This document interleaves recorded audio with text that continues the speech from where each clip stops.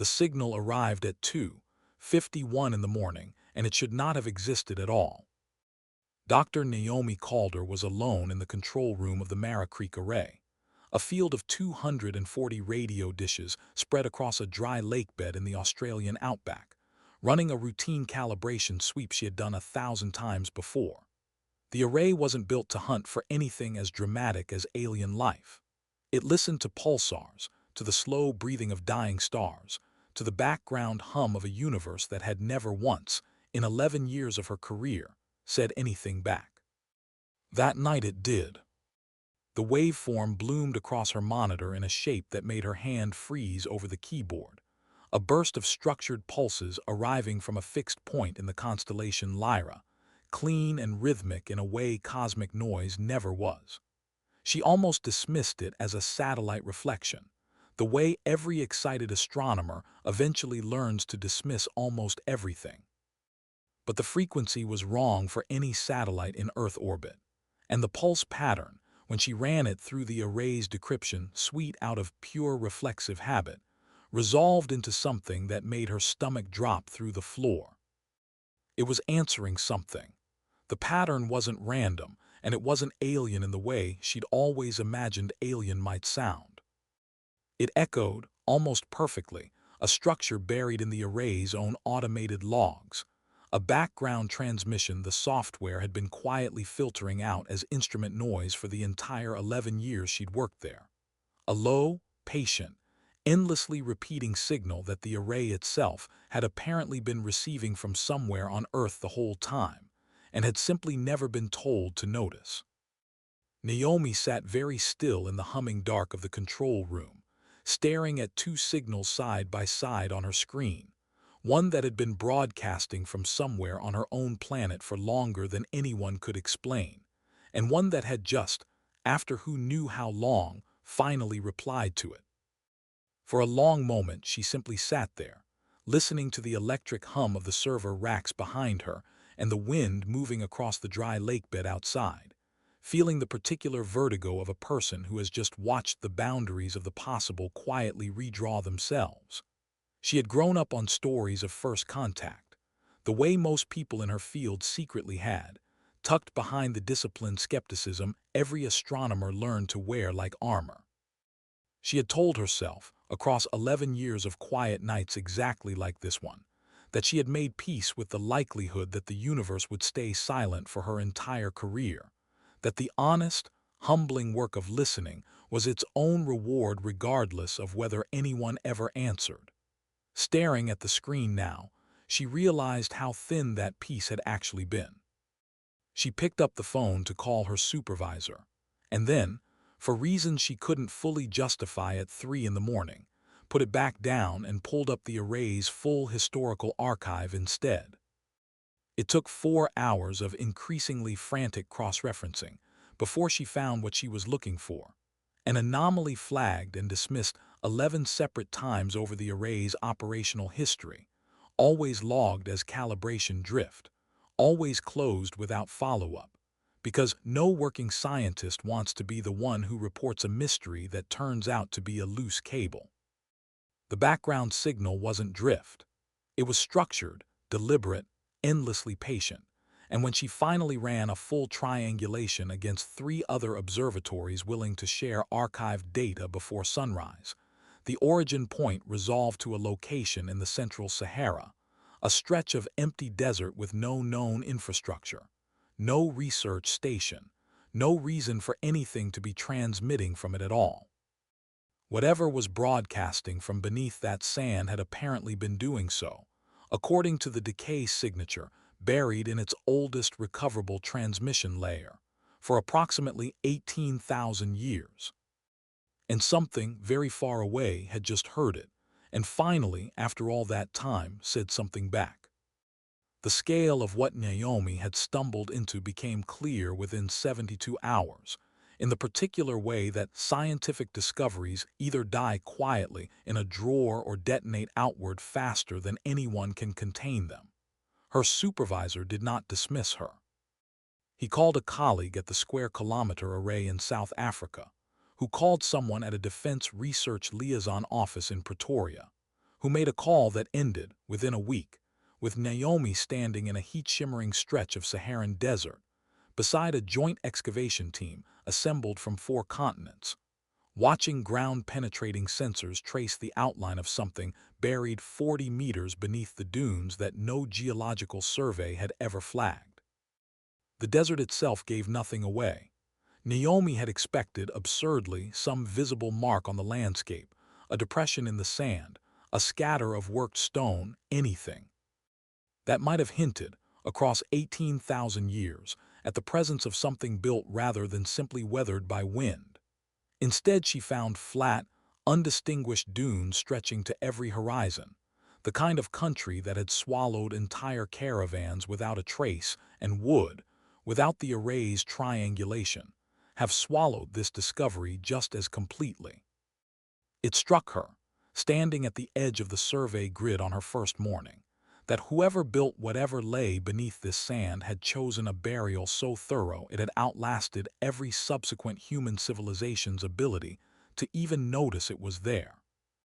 The site coordinated under a hastily assembled authority calling itself the Deep Time Council, a name Naomi privately found a little theatrical until she met the woman running it, a sharp, unhurried Kenyan archaeologist named Dr. Fatima Njoroge, who had spent 3 decades quietly cataloging anomalous prehistoric sites too strange for mainstream journals to touch, and who greeted Naomi's arrival with the calm of someone who had been waiting her entire career for exactly this kind of morning. Not everyone on site shared that calm.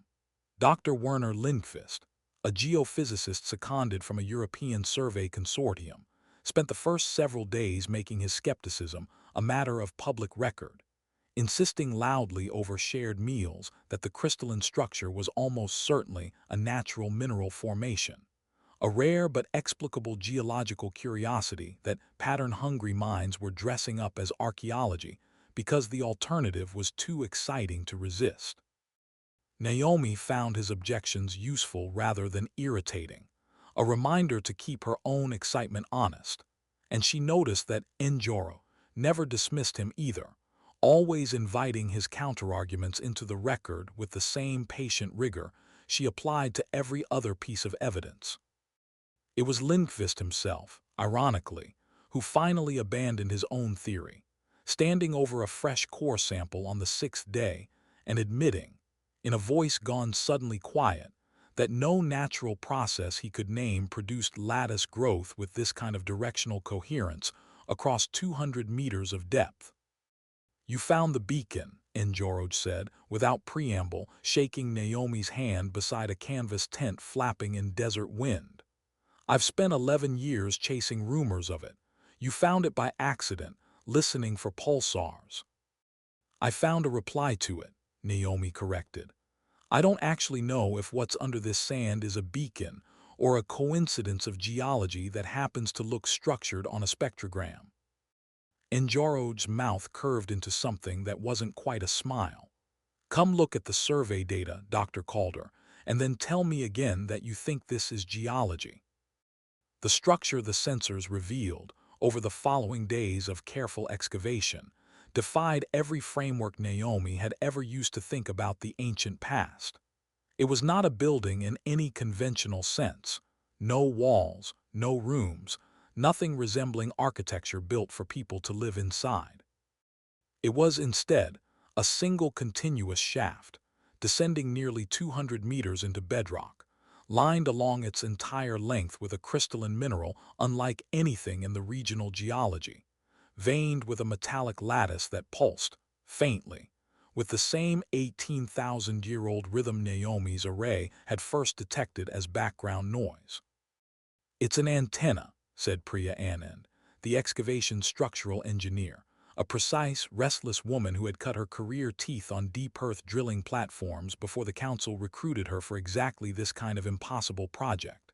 She stood at the shaft's newly exposed mouth, running a portable spectrometer along the crystal lining with the focused intensity of someone falling in love with a problem. "Not built the way we'd build one. This wasn't assembled from parts. Look at the growth pattern in the crystal lattice. It's almost organic, like something coaxed this structure to grow rather than constructed it piece by piece. Whoever built this had a relationship with geology we haven't rediscovered yet. Or never discovered at all, said Professor Idris Bakker, the team's linguist crouched nearby with a portable scanner aimed at a series of engravings running in a spiral band around the shaft's upper walls, a pattern of interlocking knotted lines that reminded Naomi, distantly and uncomfortably, of braided rope frozen mid-twist in stone. This isn't cuneiform. It isn't any proto-writing system in my database, but it repeats. Structured repetition at this scale isn't decoration, Dr. Calder. It's language, or something close enough to language that the distinction stops mattering. It took Bakker 9 days of painstaking cross-referencing, comparing the knotted spiral pattern against every known prehistoric symbolic system, chord-based counting devices from Andean cultures separated by an ocean and 10,000 years, not tally traditions from corners of the world that had ever had documented contact with each other, before he arrived at a theory that made even his usually unflappable composure crack slightly. I think this isn't a language humans invented independently in a dozen places, he told the assembled team, standing over a table covered in comparison printouts under harsh tent lighting. I think it's a language humans inherited, in fragments, the way you inherit half your grandmother's face without ever meeting her. Every knot-based counting and message system we have on record might be a descendant, corrupted and reinvented across thousands of years, of whatever language built this shaft. You're saying this predates all of them, Njoroge said quietly. I'm saying, Bakker said, that whoever carved this spiral wasn't primitive. They were foundational. And I think, if we're reading the repeated sequence correctly, that a portion of this inscription is not decorative history at all. I think it's a message, repeated patiently for 18,000 years, waiting for someone to finally learn how to read it. Bakker worked in a tent lit by battery lanterns long after the rest of the site had gone quiet for the night, surrounded by printouts pinned to canvas walls in overlapping webs of colored string, chasing correspondences between the knotted spiral and every chord-based counting system his database contained. He explained to Naomi, one such night, over instant coffee neither of them particularly wanted but both needed for the caffeine, that the deepest challenge wasn't identifying repeated symbols. It was accepting that a language built around knots and tension, and the physical geometry of a twisted chord, encoded meaning in ways that no purely visual writing system ever needed to. A knot could be read by touch as easily as by sight, he said, which meant this civilization might have built a message that worked even in total darkness, even for eyes that had never learned to see. The thought unsettled Naomi in a way she couldn't quite name. The image of ancient hands tying meaning into chord by candlelight or no light at all, patient enough to build something meant to be understood by touch alone, if the world outside ever went dark enough to demand it. The message, once Bakker's team finished a rough translation built from painstaking pattern analysis rather than any dictionary that could possibly exist, resolved into something simpler and more devastating than anyone had expected. It was not a warning. It was not a boast of lost glory. It read, in Bakker's careful, provisional rendering, as something closer to a letter left behind for family who might someday come looking. We built this to call you home if any of you still live to hear it. The sky took our summers and gave us only ash. We could not follow those we sent ahead. We stayed to keep the fire burning so it would still be here, however long it takes, whenever you return. Naomi read that translation for the first time standing at the mouth of the shaft in the fading gold light of a Saharan evening, and felt something crack open in her chest that had nothing to do with scientific excitement at all. Sent ahead, she said slowly. Bakker, does the inscription say where? Bakker's expression, when he answered, was the particular mixture of awe and dread Naomi had come to recognize on every member of the team over the preceding weeks, the look of people watching the boundaries of known history dissolve in real time. Not precisely, he said, but there's a repeated glyph cluster throughout the lower band of the spiral that I believe functions as a proper designation, a name, for a place rather than a person. And there's a directional marker beside it that, cross-referenced against known stellar drift over 18,000 years, points toward a star system currently catalogued in modern astronomical surveys simply as Gliese 667. Priya, in the days surrounding that discovery, had been running her own parallel investigation into the shaft's power source, a question that had nagged at her since the first survey scans, because nothing about the crystal lattice's continuous 18,000-year operation made sense under any conventional energy model. Buried batteries decayed. Geothermal taps required maintenance no civilization could sustain across that timescale without leaving some trace of ongoing intervention. And yet the shaft had kept broadcasting, patiently, without interruption, for longer than the pyramids had stood, longer than agriculture itself. I think it's drawing from the Earth's own rotation, she told the team eventually, spreading printouts across the same table Backer used for his knot comparisons. The two disciplines increasingly tangled together in a way that made the whole investigation feel, to Naomi, like watching separate rivers discover they'd been flowing toward the same sea all along. The crystal lattice isn't just an antenna. It's a resonant tap, tuned to a vibrational frequency in the bedrock eye. Self, harvesting an infinitesimal fraction of the planet's own rotational energy, converted through a mechanism I genuinely don't understand yet, but one that would never run out, never need maintenance, and never require anyone to still be alive to keep it running. Whoever built this didn't just build something clever.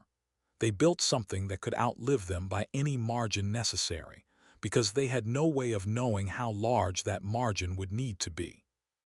Njoroj had gone quiet at that, staring at Priya's readouts with an expression Naomi had come to recognize as the particular grief of a scientist confronting evidence of a competence so far beyond her own field's usual expectations that admiration and mourning became difficult to separate. They built something meant to outlast grief itself, she said finally, because they understood grief has a shelf life for the people carrying it, but the truth underneath it doesn't have to. The room went very quiet. Gliese 667 was not an obscure designation to anyone in the tent. It was a modest red dwarf system 23 light-years from Earth, notable in modern astronomy for exactly one reason. It hosted a small cluster of planets, several within the theoretical habitable zone, that had been a quiet, low-priority target of SETI listening campaigns for the better part of 2 decades, without a single confirmed signal ever recovered. 23 light-years, Priya said slowly, doing the math out loud before anyone else could. The reply signal Dr. Calder detected, if it originated from Gliese 667 and it's arriving now, after our beacon began broadcasting 18,000 years ago. Then whoever built this shaft, Njoroj finished, sent colonists to that system before the catastrophe that trapped the rest of them here. And whoever those colonists became, over 18,000 years, only just now managed to answer. Backer's full decoding of the reply signal itself took another 11 days, run in parallel by 3 independent teams working from Naomi's original array data, cross-checked obsessively against each other because nobody trusted a single point of failure with information this significant. What emerged, piece by careful piece, was not simply a message. It was a data structure, deeply layered, containing embedded star charts, genetic markers, and, buried at its densest and most heavily encoded core, something that made even Ilinka's counterparts at the Deep Time Council go quiet when the full implication finally landed.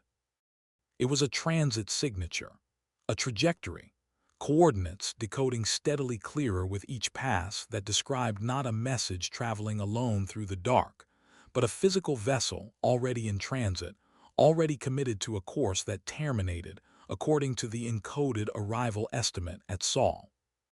Someone or something, descended from whoever had once been sent away from this dying Earth 18,000 years ago, was already coming home. The realization that an actual vessel, not merely a signal, was inbound reframed the entire operation within a single tense afternoon. Njoroge's Deep Time Council, which had begun as a quiet academic military hybrid, managing an archaeological curiosity, found itself suddenly answering to representatives from a dozen governments demanding briefings that none of the scientists on site felt remotely equipped to give. Colonel Grace Whitfield arrived on the fourth day after the transit signature's confirmation, a composed, gray-eyed officer whose file, Naomi later learned, included 2 decades coordinating disaster response across 3 continents, precisely the kind of steady hand a discovery this destabilizing seemed to require. "I want to be clear about something before this goes any further," Whitfield said, standing at the edge of the excavation site on her first evening, addressing the full assembled team with a directness Naomi found oddly reassuring after weeks of academic hedging. "Every instinct in every government currently briefed on this discovery wants to treat an inbound vessel as a threat until proven otherwise. I understand that instinct. I've built my career respecting it. But I've also read Professor Backer's translation of the inscription, and I don't think the people who built this shaft were preparing a weapon. I think they were leaving a light on for family they were afraid they'd never see again. I would like this team's help making sure the people in Geneva and Washington and Beijing understand the difference before somebody makes a decision none of us can undo." It was, Naomi thought, the first time since the discovery that anyone in a position of real authority had said out loud the thing every scientist on site had already quietly believed, and she found herself unexpectedly grateful for it. Not every government briefed on the discovery shared Whitfield's read of the situation, and the weeks that followed exposed Naomi, for the first time in her career, to the articular exhaustion of watching genuine scientific wonder get filtered through committees more interested in worst-case contingency planning than in the plain, patient grief written into the shaft's own inscriptions. A defense subcommittee in one allied nation quietly commissioned an assessment of orbital intercept capability against the inbound vessel, a fact that leaked to Njoroge's office through a contact Whitfield refused to name, and produced 3 days of tense, closed-door argument that Naomi was only partially briefed on afterward. Whitfield fought that assessment the way Naomi imagined she had fought every other institutional impulse toward fear across her career, quietly, patiently, arming herself with Backer's translations and Njoroge's careful timeline of the shaft's construction, until the committee in question agreed, reluctantly, to stand down its planning in favor of continued observation. "They're not wrong to be afraid," Whitfield told Naomi one evening, the two of them sharing a rare quiet moment at the edge of the excavation site as the desert cooled toward night. "Fear is not a character flaw, Dr. Calder. It's a survival instinct that's kept this species alive through worse odds than a single approaching ship. My job isn't to tell people not to be afraid. It's to make sure the decisions we make with that fear are decisions we can live with afterward, whichever way this turns out." She looked out at the darkening dunes for a long moment. "I've spent 20 years responding to disasters where the worst outcome was already decided by the time anyone called me in. This is the first crisis I've ever worked where we still get to choose how the story ends before it happens. I would very much like us to choose well." It was, Naomi thought, the first time since the discovery that anyone in a position of real authority had said out loud the thing every scientist on site had already quietly believed, and she found herself unexpectedly grateful for it, twice over. The transit estimate, once fully decoded, placed the vessel's arrival at the edge of the solar system roughly 11 months out, a number that produced, across the governments now aware of the discovery, an almost identical panic to the one Naomi imagined must have gripped the ancient shaft builders themselves, watching ash fall from a broken sky and wondering whether anything they loved would survive it. But unlike the ancient catastrophe, this deadline came with an opportunity nobody had expected. 11 months to prepare not for war, but for a reunion humanity had never known it was owed. Backer's linguistic team, working now with a full library of Gliese 667 transit data, uncovered something in the message's deepest encoded layer that reoriented the entire mission a second time. Embedded within the trajectory data was a smaller, separate transmission, addressed, as best Backer could determine, not to any government or institution, but to whoever first managed to decode the shaft's inscription. A personal message, in a sense, meant for the specific hands that had finally listened long enough to hear it. "It's a request," Backer said quietly, during a briefing that had by then become a daily ritual in the excavation's main tent. Or perhaps closer to a test. The message asks whoever receives it to respond using a specific harmonic sequence, embedded directly in the shaft's crystal lattice, that the original builders apparently intended to function as a kind of proof of continuity.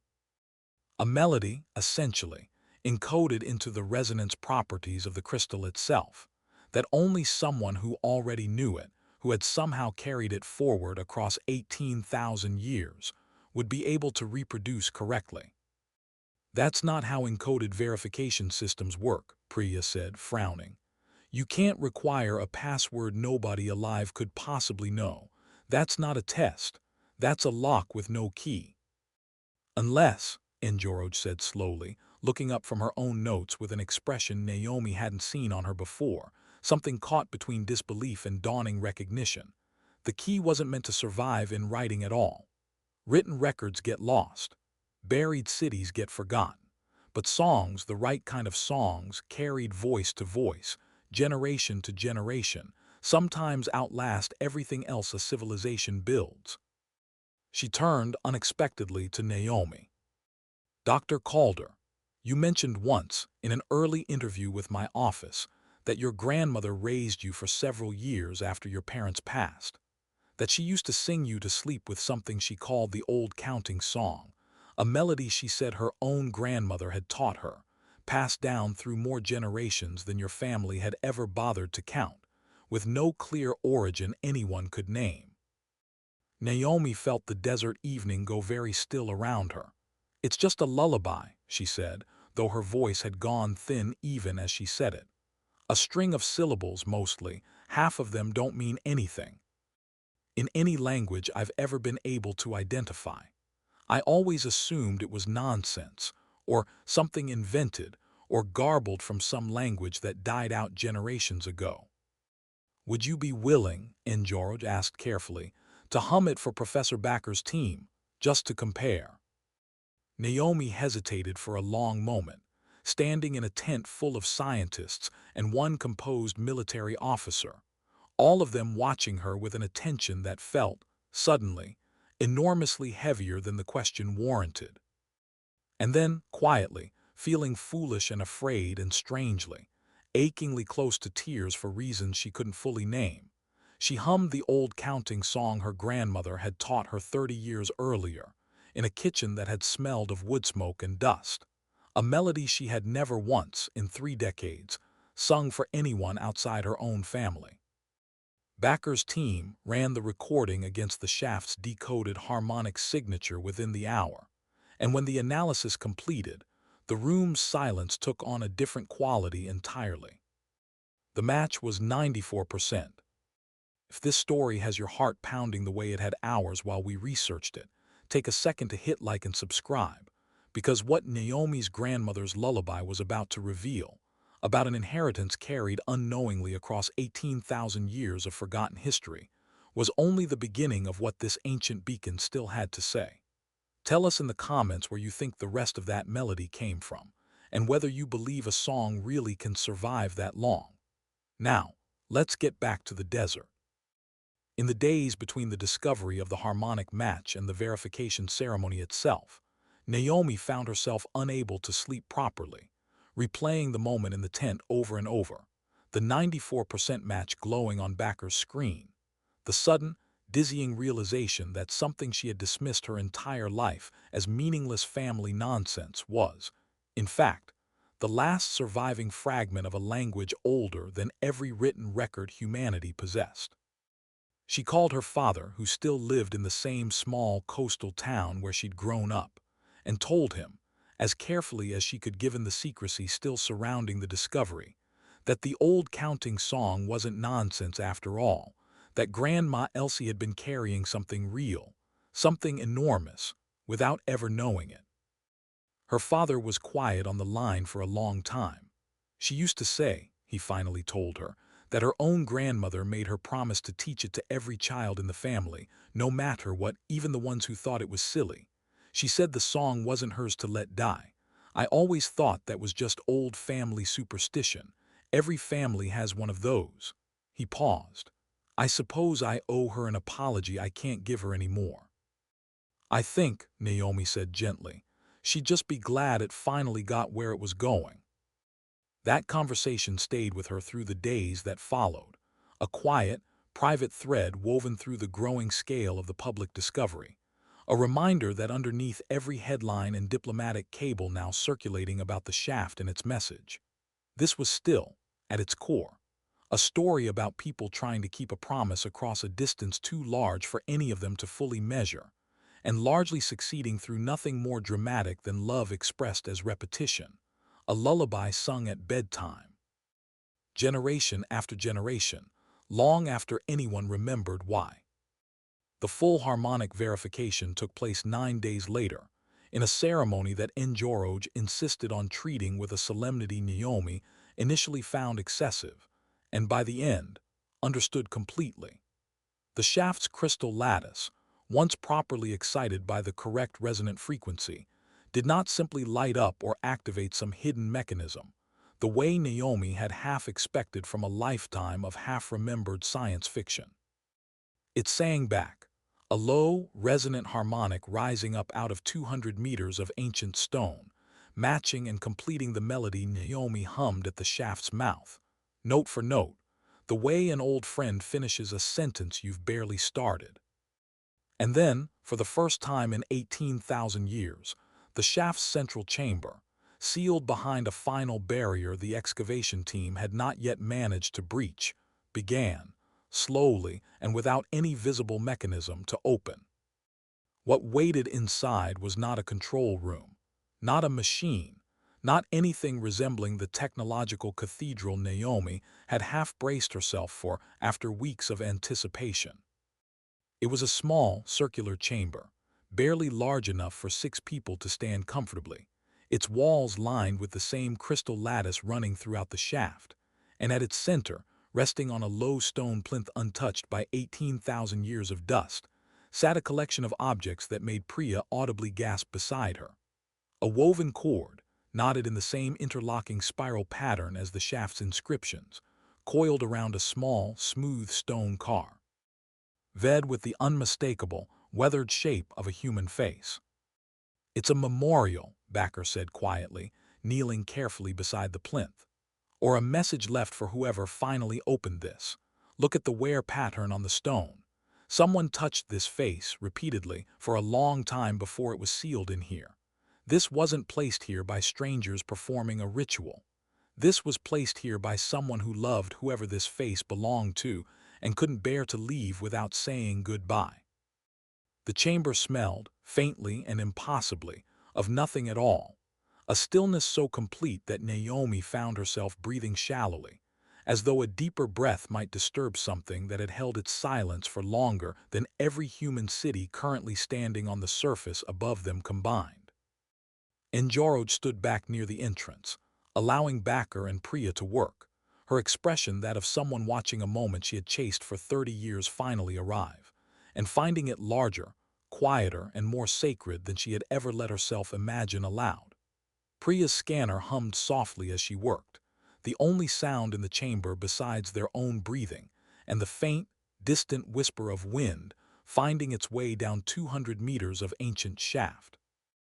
Naomi found herself, without quite deciding to, reaching out and resting her fingertips gently against the carved stone face, feeling the same strange, vertiginous ache she had felt hearing her grandmother's melody echoed back out of solid rock, the sensation of touching something that had been waiting patiently, specifically, for someone like her to finally arrive.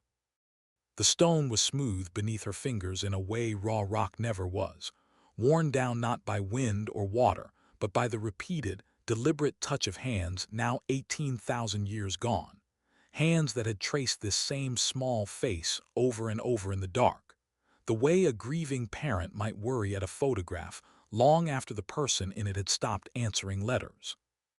She thought of her own mother, gone before Naomi was old enough to properly remember her voice, and found the ache of that old, private grief rising unexpectedly to meet the ache of this much larger, much older one, until the two griefs sat together in her chest like distant cousins finally introduced. "There's an inscription beneath the plinth," Priya said, crouching to examine the base with her scanner. "Smaller script, different hand than the main shaft inscription, I think. Rougher, like it was carved by someone in a hurry or someone whose hands weren't quite steady." Backer's translation, worked out over the following days with the same painstaking care he'd applied to everything else, rendered the small inscription as a final, personal addition to the shaft's larger message, one voice speaking for itself amid the collective plea of an entire dying civilization. "My daughter's ship left before the second ash fall. I do not know if she lived to see her new sky. If you who read this carry any part of her people's memory, tell them their mother stayed and kept the light burning and never once stopped believing they would answer." Naomi read that translation standing in a chamber sealed for 18,000 years, holding a carved stone face beneath her fingertips, and understood, with a clarity that settled into her bones rather than her mind, that whatever vessel was now 11 months out from Saul carried more than just descendants of an ancient exodus. It carried, whether its current inhabitants knew it or not, the answer to a mother's question asked in the last days of a dying world, a question that had waited 18,000 years for anyone to finally hear it clearly enough to carry it forward. The 11 months that followed compressed an unprecedented diplomatic and scientific effort into a timeline that left everyone involved perpetually exhausted and quietly amazed at how much could be accomplished when an entire species finally agreed, however uneasily, that something mattered more than its usual divisions. Whitfield's careful advocacy, backed increasingly by Backer's translated inscriptions and Enjaro's patient briefings, gradually shifted the tone of the governments involved from contingency planning for a potential threat towards something closer to careful, hopeful preparation for a reunion neither side could fully anticipate. Radio contact. Once Naomi's team constructed a transmitter powerful enough to reach the inbound vessel directly, took nearly 4 months to establish reliably, a slow, halting exchange across the widening gulf and then narrowing distance of interplanetary space, each side learning the other's language through patient repetition, the way children learn to speak, one shared concept at a time. The earliest exchanges were maddeningly slow, simple mathematical sequences and shared reference points meant to build a foundation neither side could take for granted, and Naomi spent long nights in those first weeks watching Backer's team painstakingly construct meaning out of silence, aware the entire time that every halting exchange was being conducted not just between two ships or two research teams, but between two branches of the same species meeting each other again for the first time in 18,000 years, with all the awkwardness and hope that implied. The vessel identified itself, once translation stabilized enough for real conversation, as the Tessera, a name that Backer's ongoing work suggested descended, through 18,000 years of linguistic drift, from an ancient word meaning simply, achingly, the word for going home. Its inhabitants described, in fragments that grew richer with each exchange, a civilization built across 200 generations of a marginal, resource-poor world orbiting a dim red star, a people who had learned patience and endurance as founding virtues out of sheer necessity, who had preserved history not through written archives, which their fragile early settlements could not always protect, but through the same kind of oral and musical tradition that had carried Naomi's own grandmother's lullaby intact across a distance neither family had ever understood. Salespeople called this practice the long remembering, a deliberate cultural discipline of teaching every child, from earliest memory, the names and stories of everyone their ancestors had ever known, a discipline built. Naomi came to understand with a slow, aching recognition, directly out of the grief of an Exodus generation that had left everyone they loved behind and refused to let that leaving become forgetting.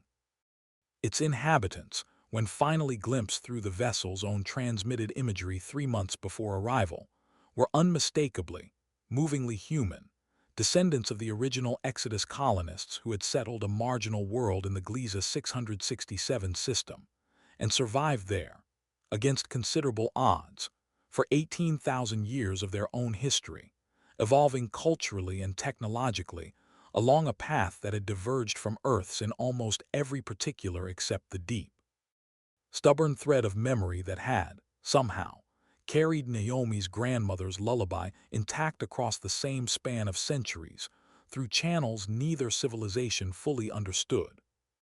The decision to broadcast Sale's first address publicly had not come easily.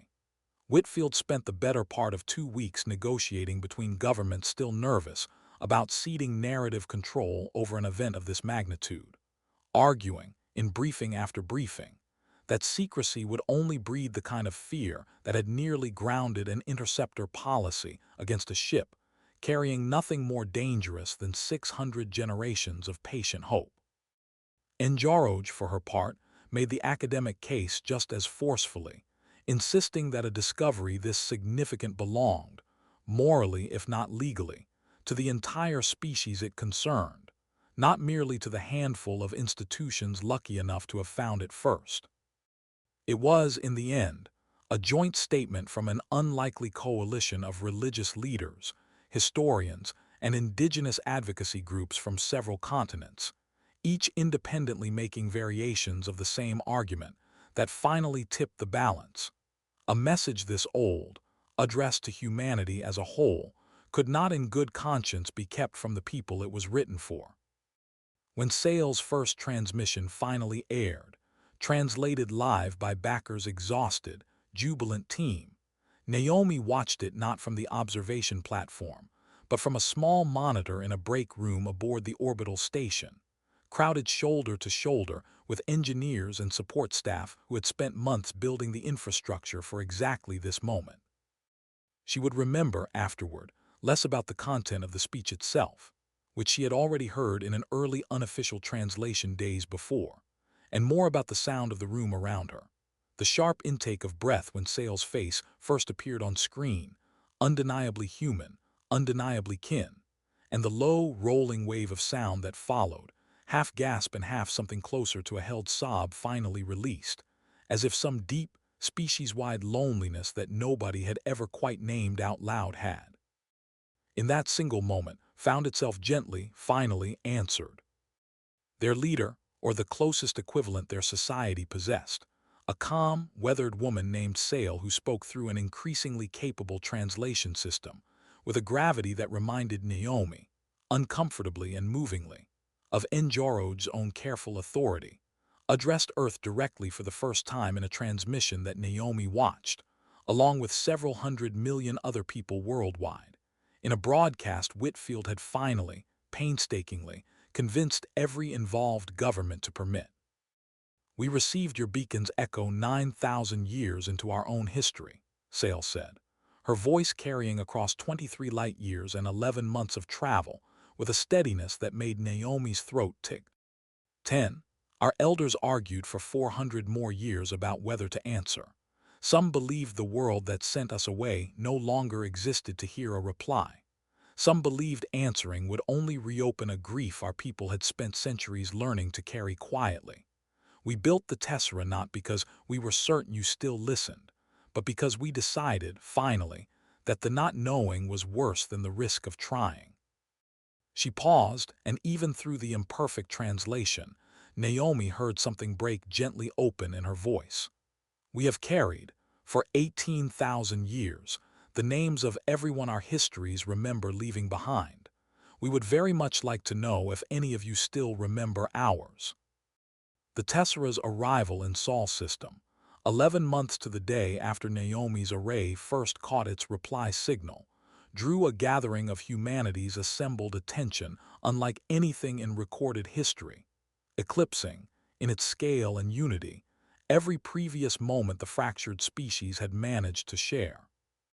Naomi stood, by then, not in the desert but aboard a hastily repurposed orbital platform, part of the small delegation Whitfield had assembled to represent Earth in the first physical meeting between the two branches of humanity, a delegation that included Njoroj, Backer, Priya, and, at Sale's specific and gently insistent request, the granddaughter of the woman whose lullaby had unlocked the shaft's final chamber. The Tessera itself, when it finally resolved from a distant point of light into a vessel Naomi could see with her own eyes, was nothing like the sleek, militarized fleets she had half expected from a lifetime of cultural conditioning about first contact. It was vast, slow, and organic in its architecture, built across generations by people who had clearly valued endurance and adaptability over speed, its hull scarred with the patient wear of 18,000 years of continuous habitation, a vessel that had been, quite literally, a home for 600 generations of people who had never once stopped believing, even in their quietest, most doubtful centuries, that the light their ancestors left burning on Earth might still be waiting for them. Naomi could see, even at this distance, the visible evidence of repeated repair and expansion layered across the hull like tree rings, sections built in one era patched and reinforced by later generations working with whatever materials their small, struggling world had been able to spare. A vessel that had clearly never been finished so much as continuously kept alive, the way a fire is kept alive rather than built once and left to burn on its own. It struck her, watching it grow slowly larger against the black, that the Tessera was not a monument to technological triumph in the way humanity's own space programs so often celebrated their achievements. It was a monument to stubbornness, to 600 generations of people who had simply refused, across all that time and all that hardship, to let a promise die with the ones who made it. Whitfield, standing beside her at the observation window, said quietly, 20 years in disaster response, and I don't think I've ever seen anything built entirely out of not giving up. Neither have I, Naomi said, and found she meant it more completely than she had meant almost anything in her professional life. Sale met Naomi in person aboard the platform's central docking bay, and the two women stood facing each other for a long, silent moment, separated by 18,000 years of divergent history, and connected, impossibly, by a single melody passed mouth to mouth across every one of those years without either family ever fully understanding why. "Sing it for me," Sale said quietly, through a translator that had grown steadily more fluent across months of practice. "The song your grandmother taught you. I would like to hear how it survived on your side of the dark." Naomi hummed the old counting song one more time, in the humming, sterile quiet of an orbital docking bay instead of a wood-smoke kitchen, and watched Sale's composed face crack open with an emotion that needed no translation at all, watched her mouth move silently, shaping words in a language that had drifted 18,000 years from Naomi's own, and yet still somehow, impossibly, still fit the same melody, the same rhythm, the same ancient, stubborn insistence on being remembered. "We call it the Mother's Watch song," Sale said finally, her voice unsteady. "Our histories say it was sung by the first generation who left, to remember the ones who stayed behind and promised to keep the light burning. We did not know, until your transmission reached us, whether the light had ever truly stopped." Naomi felt the tears she'd been holding back for 11 months finally fall, standing in an orbital platform bridging two branches of the same impossibly patient species, and found herself laughing and crying at once, in a way that felt, for the first time since the Cigna L first bloomed across her monitor at 2:51 in the morning, like something closer to relief than discovery. "It never stopped," she said. "None of it ever really stopped. It just took us 18,000 years to hear each other again." The months that followed the Tessera's arrival reshaped humanity's understanding of itself in ways that no single discovery in recorded history had ever managed before. Salespeople, whom Earth's institutions came to call, with careful respect, the kindled line, brought with them not conquest or grievance, but an entire parallel history of human survival and adaptation, achieved without any contact from the world that had sent them away, and offered it freely, generously, in exchange for the simple, enormous gift of finally learning what had become of the family they had spent 18,000 years wondering about. Naomi returned, eventually, to the Mara Creek Array, though her work there had changed entirely, no longer listening for the accidental echoes of distant pulsars, but helping coordinate the delicate, ongoing translation efforts between two civilizations relearning, slowly and carefully, how to be a single family again after so long apart. She visited the Saharan shaft often in those years, standing sometimes alone in its central chamber beside the carved stone face and its woven cord, thinking of the mother who had carved it, who had stayed behind through ash and cold and grief to keep a light burning she would never live to see answered.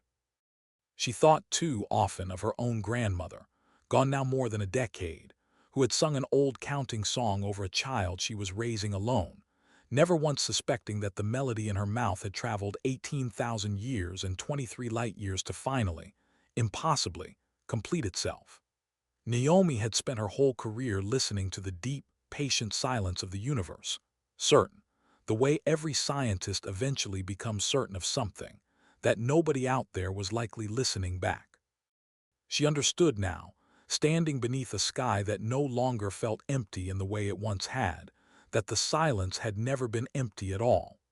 It had simply been full of family, waiting, on both ends of an impossible distance, for someone patient enough to finally answer. The carved stone face still rested in its chamber beneath the Saharan sand, though the shaft around it had long since been reinforced, studied, and gently opened to the careful visits of researchers, and, eventually, descendants of both branches of humanity who traveled from across the world and, increasingly, from the slow shuttle flights now running between Earth and the growing joint settlement the kindled line had established in orbit, a waypoint neither fully theirs nor fully Earth's. But something new built deliberately between the two. Sale visited the chamber herself, in the second year after the Tessera's arrival, and stood for a long time before the small stone face without speaking, before finally reaching out and resting her own palm over the same worn place Naomi's fingers had once touched. "She never knew her daughter survived," Sale said quietly when she finally spoke. "She died not knowing. That is the part of this I cannot make peace with, however grateful I am for everything else." "Maybe she didn't need to know for certain," Naomi said, standing beside her in the same hushed stillness. "Maybe she only needed to believe it was possible, and she believed it long enough to carve this and seal it and trust that someone someday would care enough to open it. That belief is still here. It outlasted her by 18,000 years. In a way, I think that means she won." Sale did not answer for a long moment, and when she did, her voice had steadied into something that sounded, to Naomi's ear, remarkably like her grandmother's voice, reciting the old counting song on quiet evenings long gone, patient and certain, and entirely unhurried by the passage of time. "Then let us make sure," Sale said, "that whatever we build together from here, no mother has to wonder so long again." Naomi thought of that conversation often, in the years that followed, watching the slow, careful work of two long-separated peoples relearn how to be one family, watching new songs form out of old ones, half in languages drifted 18,000 years apart, half in the entirely new vocabulary two civilizations were building together out of shared wonder rather than shared history. She thought of it standing at the mouth of the Saharan shaft on quiet evenings, listening to the wind move across dunes that no longer felt as empty as they once had. And she thought of it, most of all, On the nights she still returned to the Mara Creek Array, sitting alone in the humming dark of the control room where it had all begun, watching the old telescopes turn patiently toward a sky she now understood, in her bones and not just her mind, had never once stopped listening back.